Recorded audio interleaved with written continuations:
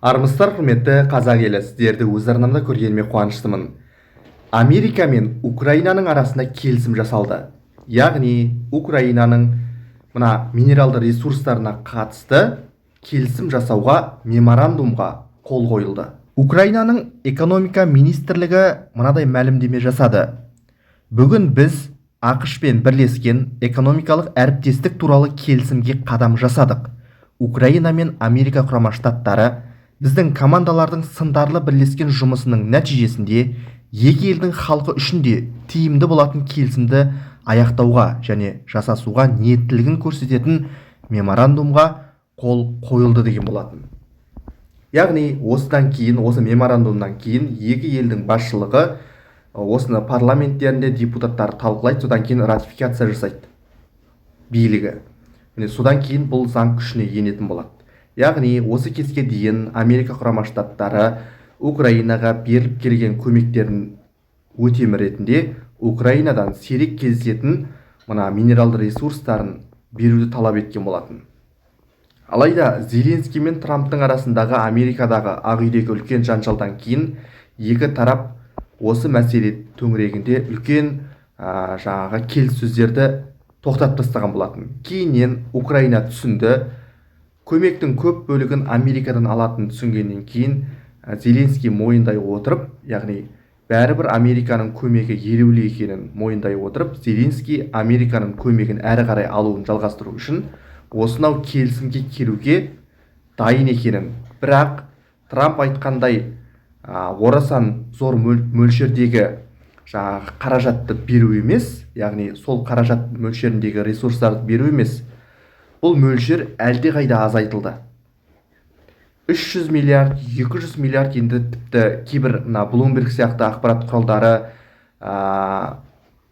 айтып жатқан соңғы хабарларға қарағанда тіпті 100 миллиард ақш долларының көлеміндегі көмекті қайтаруға келісім жасасудың алдында тұр Америка құрама штаттары мен Украина.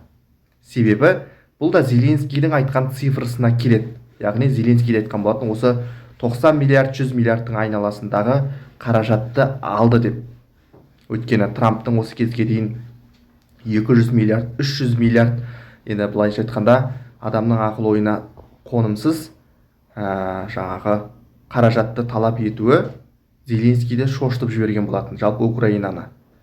Енді екі тарап келісімге келіп жатыр. Осыдан кейін, осы меморандумға қол қойылғаннан кейін, екі елдің билік өкілдері ратификация жасағаннан кейін Украинаны қалпына келтіру қорының айналасында көмек беру, инвестиция, бірлескен жобалар жүзеге асады. Украинаның күйреген экономикасын аяққа тұруына Америка құрама штаттары көмектесетін болады, және түрлі келісімдер, яғни қауіпсіздікке және экономика, энергетикалық маңызды ресурстарға деген Американың мүддесі күшейеді бұл тұрғыдан.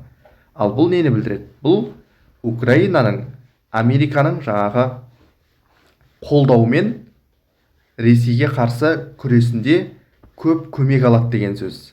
Өйткені Американың мүдделері, Американың зауыт фабрикалары Украина жеріне орналасатын болса, онда Америка қаласа да, қаламаса да соны қорғаудың желеуі ретінде Ресейге тойтарыс беру әбден мүмкін. Бұл нені білдіреді? Бұл әрбір жауласушы мемлекеттердің арасында өзінің экономикалық мүддесін қорғау үшін, яғни заңды. Егер де Американың қазір ондай айтарлықтай зауыт фабрикалар жоқ Украина жерінде, үлкен көлемдегі инвестициялық орындары. Сондықтан Украина жерінде өз әскерін және басқа да қарулы күштерін орналастыра алмайды қорғау мақсатында. Ал егер де Американың үлкен қарулы күштері орналастыру үшін бұл жақта сондай үлкен инвестициялық жобалары, яғни Американың пайдасына жұмыс істейтін зауыт фабрикалар орналасатын болса, соны сылтау ете отырып, соны желеу ете отырып, Трамп әкімшілігі бұл жаққа әскер орналастыруды әбден мүмкін дейді сарапшылар. Ал бұл жаңалық енді бүкіл елге тарап жатыр. Ақыры Америка мен Украина бірлескен меморандумға қол қойып отыр. Енді екі елдің басшылықтары бұны ратификация жасағаннан кейін заңға арнайы құжатқа қол қойылып күшіне енетін болады.